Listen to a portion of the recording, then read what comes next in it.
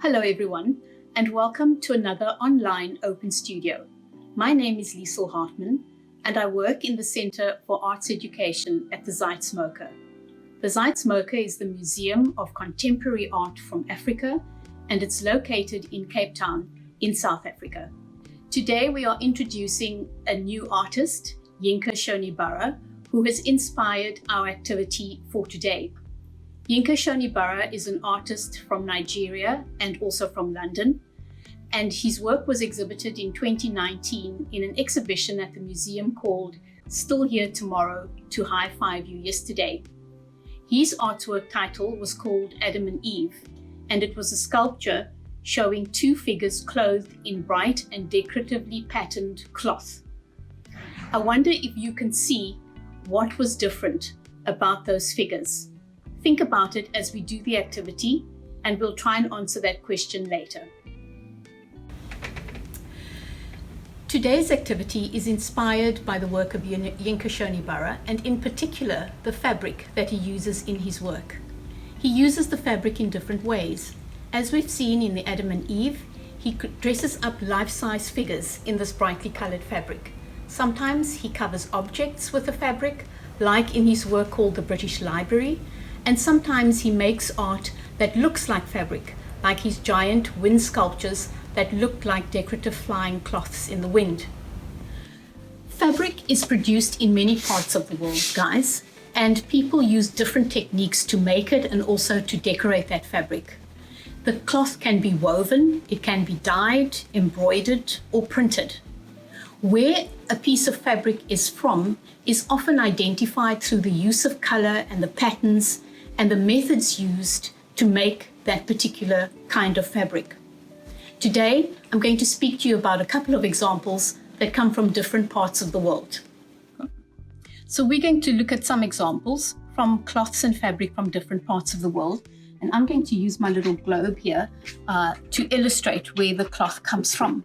So for example, you have kente cloth, which comes from Africa, from a little country called Ghana, and that cloth is woven in strips, and then the strips are stitched together to make big pieces of fabric. Another place where cloth is woven is in Peru, in Brazil, from a different continent completely. Then, on the other side of the world, from India, for example, traditional cloth was made in silk and then hand embroidered. And we also get cloth from Indonesia, which is made using a method called batik. These guys are only just a handful of examples. There are hundreds of examples of different kinds of fabric from across the world. So the cloth that Yinka Shonibare uses is called African print cloth. And I've got a few lovely offcuts of some of what that cloth looks like. Beautiful bright colors and beautiful detailed patterns. Now, a lot of people, when they look at this cloth and when they look at Yinka Shonibare's artwork, assume, and also because of the name, and it's called by different kinds of names, assumes that this fabric originates and is made in Africa. But actually, there's a different story attached to where these fabrics actually come from. And I'm going to use my globe to explain. In the early 1600s, just at the end of 1595, the Dutch were traveling around the world and they were exploring different places that they wanted to take over to increase their own wealth. And one of the places that they colonized was called Indonesia. Now, colonization is a process where one country takes over another country and imposes its laws and its ways of living on that country, and often uses a lot of the resource from that country. So colonization is a very difficult process for people living in places that have been colonized. But sometimes there are some positive things that also happen. For example, when the Dutch came to Indonesia, they were inspired by the batik cloth, which you've seen earlier, and they took that information back to Holland with them, and they started to produce cloths of their own, inspired by the patterns that they saw in Indonesia. They thought that the Indonesians would respond to and would buy the cloth made by the Dutch, but that didn't happen. The Indonesians preferred their techniques and the Dutch were unsuccessful. And so what they did was they traveled to Africa, because remember the Dutch were traveling around the world and they also came to South Africa during that time as well. And they came to Africa and they took the cloths there. And that is how these printed cloths were introduced to Africa. And then they started to trade with these cloths, and the cloth started to be used by the local peoples in some of their rituals and traditions, and they started wearing the cloth. They responded really well to the bright colors, to the patterns, what the cloth looked like. And so because this cloth today is so extensively sold and used in Africa, it is assumed that it originated in Africa. Now, why does Yinka Shonibare use this cloth and not some of the other cloths that we've seen, which is equally as beautiful and sometimes as brightly colored?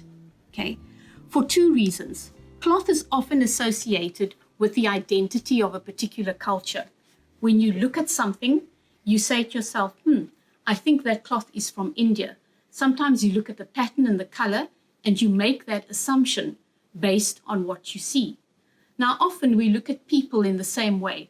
We look at people the way that they are dressed, what they look like, the way that they speak possibly, and we make assumptions about where they come from.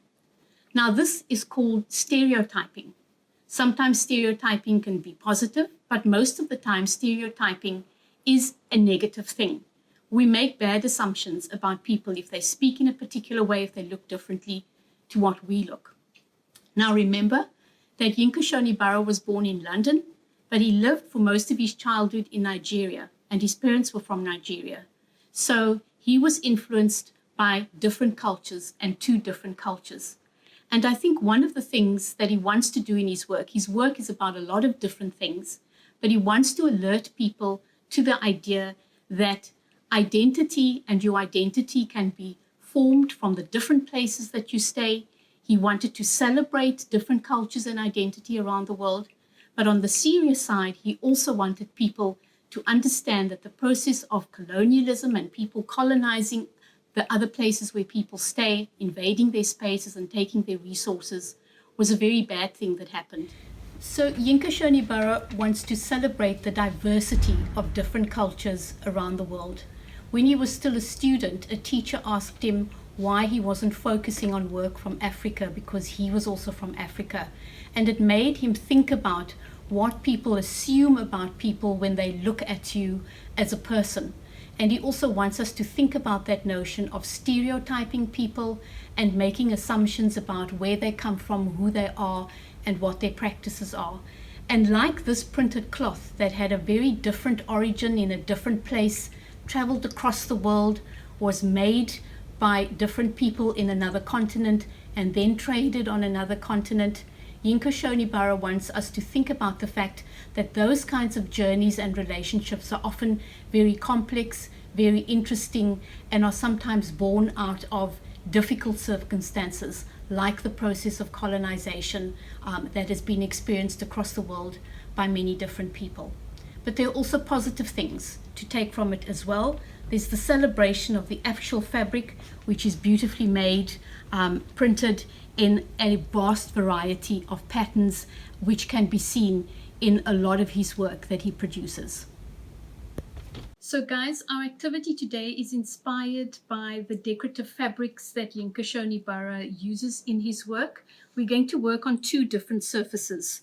The one, obviously, we're going to work on is fabric, so that we can experience how to decorate fabric in a particular way. But if you don't have fabric, this is just a piece of ordinary poly cotton. You can also use a sheet of paper. We can do this technique on paper, and it actually works really well. So the materials that you need for the fabric surface is we're going to work with wax crayon, first of all. We need two different colors in fabric paint, a lighter color and a darker color. You can use any colors that you like. You need little jars of water just to wash your brushes. That's important, okay? On the other side of my table, I have the equipment for you for working on paper. Again, you need the wax crayon for the paper. You need different color inks. And here I've got 4 colors, and I'll show you why I use 4 color for the paper in particular. You need a couple of brushes, and then you need some cloth and some rags, just in case you make a bit of a mess or something spills. Sometimes I also use a little bit of loo paper as well. So let's get started with our activity.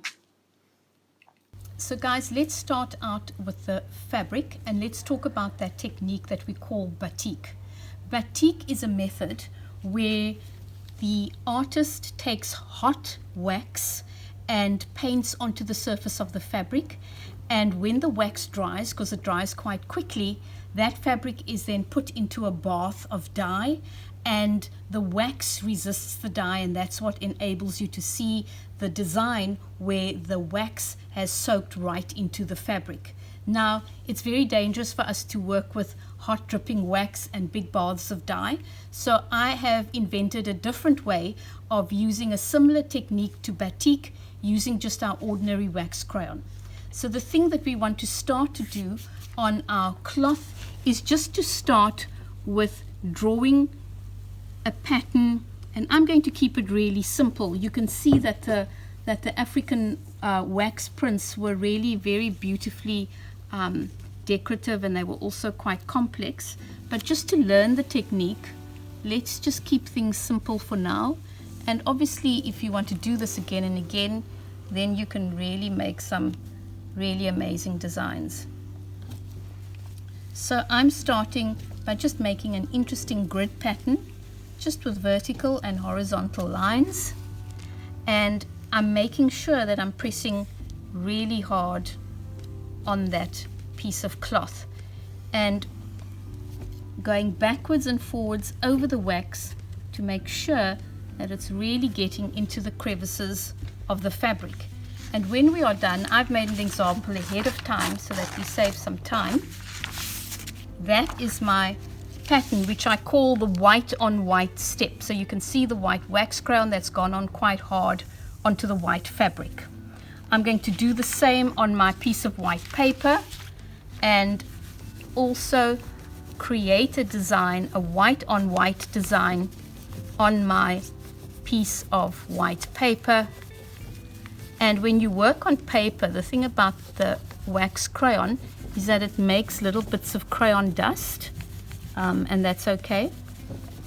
And we fill the page, so I'm also kind of working on a more or less grid design until it's done.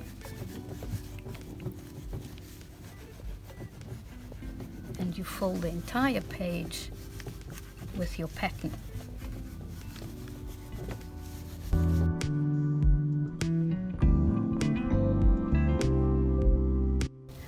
Right, for step number 2, we now start applying our color. My brush has been in the water for a little while, so it's quite important when we use fabric paint that we don't mix it with water, because we don't want it to thin out too much. It's already in the consistency that we need it. So I wipe my brush off on my rag, and then just dipping the end of your brush. Don't put your whole brush in the paint, because that will make a mess. And also, fabric paint spreads really nicely. I'm keeping inside that outside line that I made, and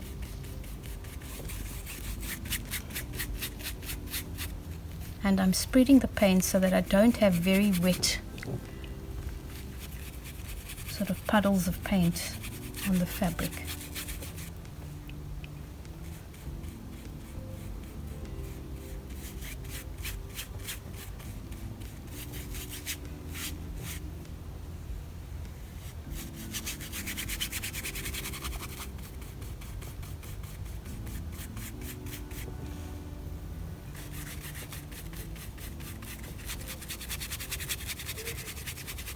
And again, I've made an example ahead of time just to show you what it looks like when it's complete. And here we have the completed color onto our first grid. Also, I've added some color to our white sheet, just with some, this time with yellow ink, just so that we can the distance. And this is what we call a wax resist technique, guys. And remember, in some of our previous videos, we've actually used this technique before. And again, spread your ink quite thinly. Don't let it dam up on the page. And you just keep going right to the end until you have your page completely covered with ink. And now we'll go on to the next step. Right, so the next step, guys, when your paint is very, very dry, so you see I'm wiping my hands over it and it's absolutely dry, as well as your paper. You can't be in a hurry. With this technique, you have to be patient. We're now going to do step 2, and now we're going to add more wax to our surface. And you're probably wondering why I'm doing this, but at the end, when we remove all of the wax, then you'll be able to see your pattern fully. Okay, so again, I'm now putting wax over the areas that I would like to be pink. The grid was over the white fabric, so those lines are going to be white in my final design. These little lines hopefully will come out looking pink because I'm going over that pink magenta color. And again, we want to press really hard. We want to leave as much wax on the surface as we can. And I'm just making a simple design.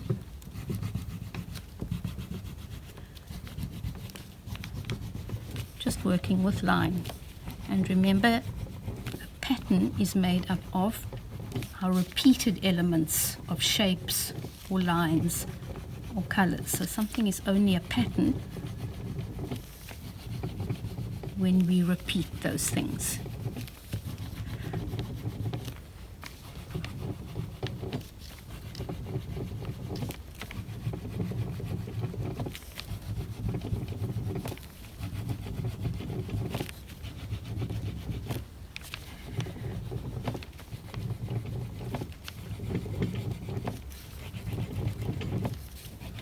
You have to have strong muscles in your arms, guys. And I'm just wiping off that crayon dust that forms on the surface. And I'm going to do the same thing on my piece of paper. I'm now going to go over the yellow areas that are dry, and I'm going to add to my pattern. And again, I'm pressing really hard on the wax crayon to get good coverage of that yellow area.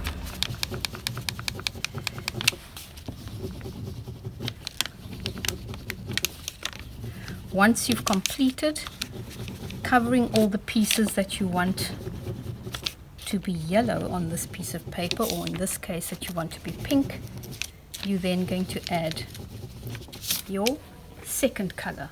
On the fabric, we're going to add our blue, and onto the yellow paper, we're going to add a darker color as well.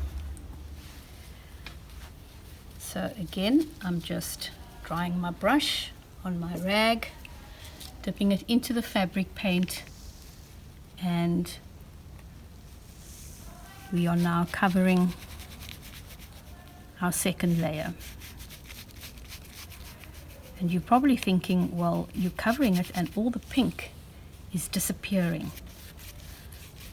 But we are going to get that pink back again at the end.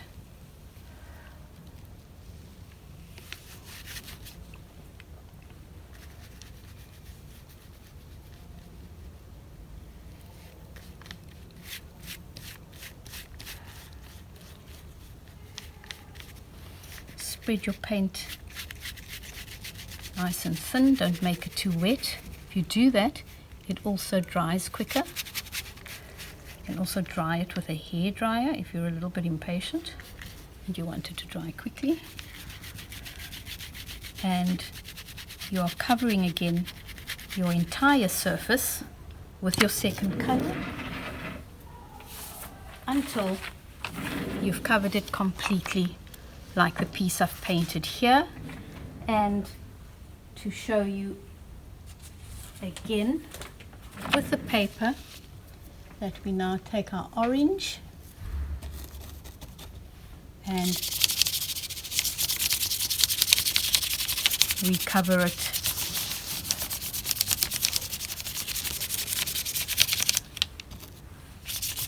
completely with the orange ink until the whole surface has been covered with the orange ink. Right. Right, guys, so the next step is very strictly for mums and dads to help you out, or an older brother and sister, because now we're going to work with a hot iron. If you're going to work on the table that you've worked on, then you need to make sure that your paints are closed, that your water is put out of the way, you can even throw it away, and that you've got a clear space in front of you. You're also going to need some brown paper, and you could also use newspaper for this step as well. But I'm going to use the brown paper. I've got some pieces on the floor. And then it's always a good idea just to put a nice thick cloth down, something that you don't mind getting too dirty. And you're going to put the iron on, or your mum and dad is going to put the iron on, or your older brother or sister, until it's nice and hot. And now we are going to see what has happened to our cloth. As once you've set your space up nicely, you've got a nice cloth underneath, your work is on top, it's completely dry, it mustn't be wet at all. Your iron is on and been heating up. You're then going to take a piece of brown paper. You can also use newspaper for this. If it's a shiny brown paper, then you use the matte, the non-shiny side down, the shiny side up. Sometimes brown papers don't have a shiny side, then it doesn't matter. And then you're going to take your hot iron and you're going to iron it over your piece, and immediately you can see that that wax is coming through the brown paper, and you'll get the smell of the wax as well as it's picking up all of the different layers of wax that we've put down under the paint. I'm just making sure that it's on all of those sections. And when you see your pattern come through almost completely, you can then put your iron to one side. Don't leave the iron and walk away, whatever you do. Put your iron to one side and we reveal the pattern. Okay, and let's show you what a completed cloth looks like. There we have it. You can take a scraping tool, which I'll show you, just to get those bits off that haven't lifted off as well as they should have. And that is your crayon batik cloth.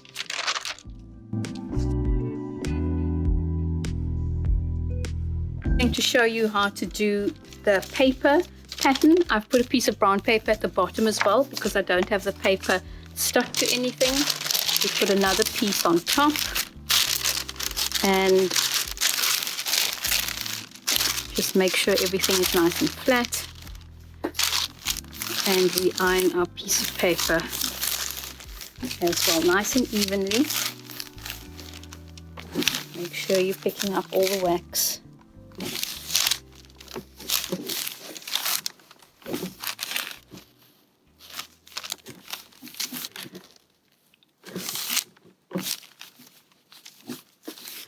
Seems like not all of the wax is coming through. That sometimes happens if your wax is not thick enough, guys.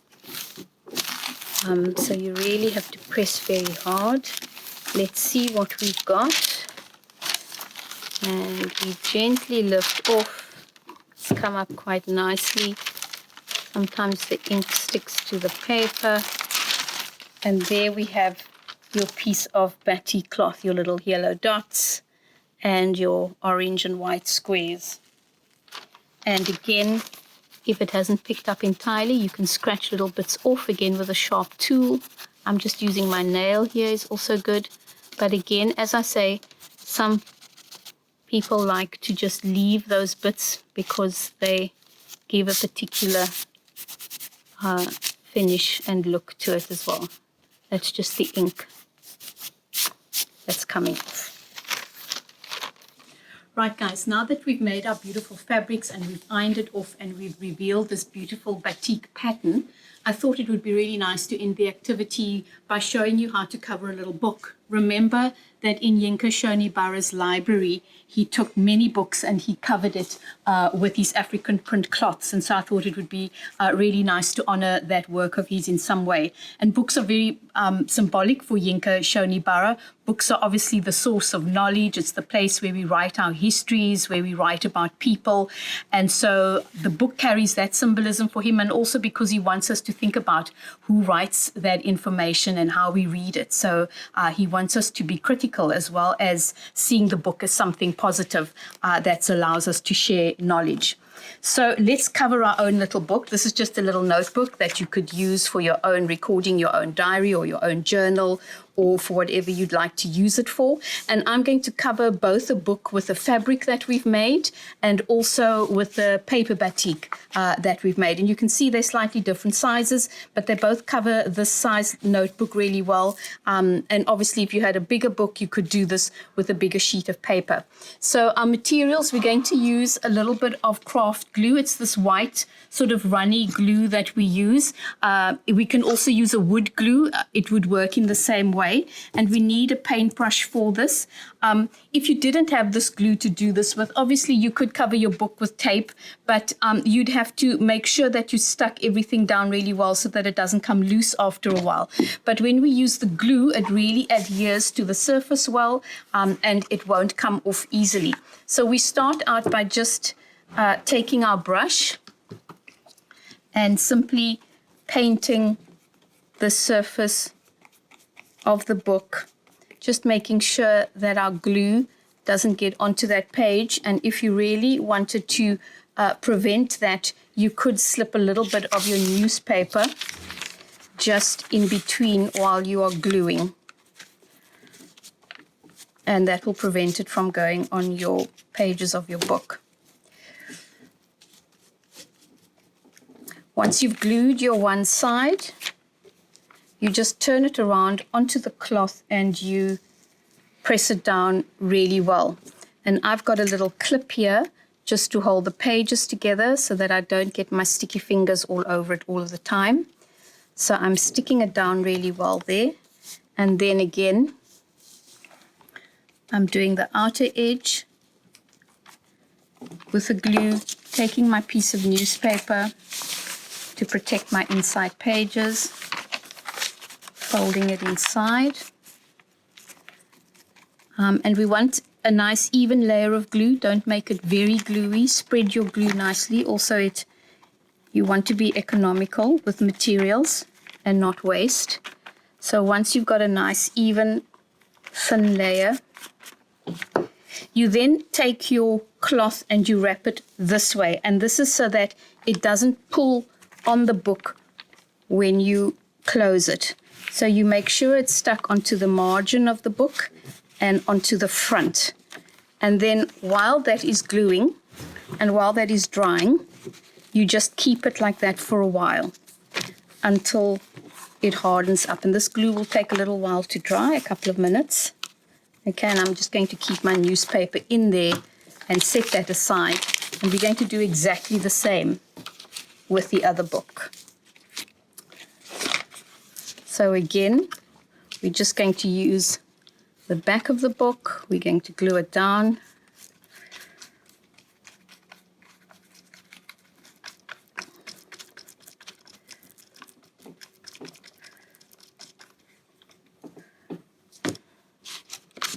I'm going to turn the book around. I should have had another clip for my pages.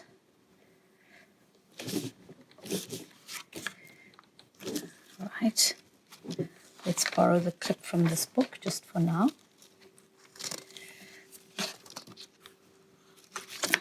Let's take a piece of newspaper. Oops, right. Let's cut a piece of newspaper, guys, just to slip into the book.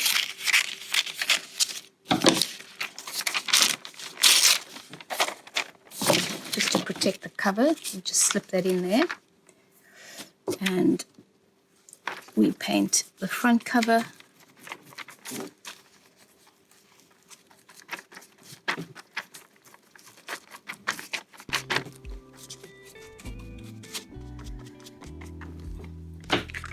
And again, we press it against the spine nicely with our fingers, and we go all the way around. And I haven't really trimmed the paper because sometimes it's quite nice to have the paper going right inside the book that way. But we're going to let that dry for a little bit, and then we're going to go back to our fabric book.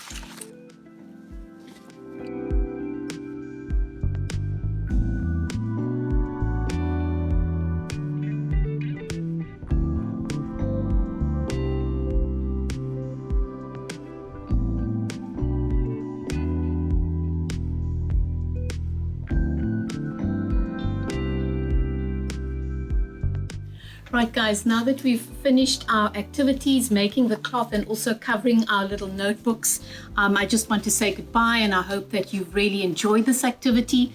Please look out for our next Open Studio in March. We've done about 10 of them all together, and I hope you are building up a nice collection of art projects and also developing your skills as you try new activities. So goodbye until next time.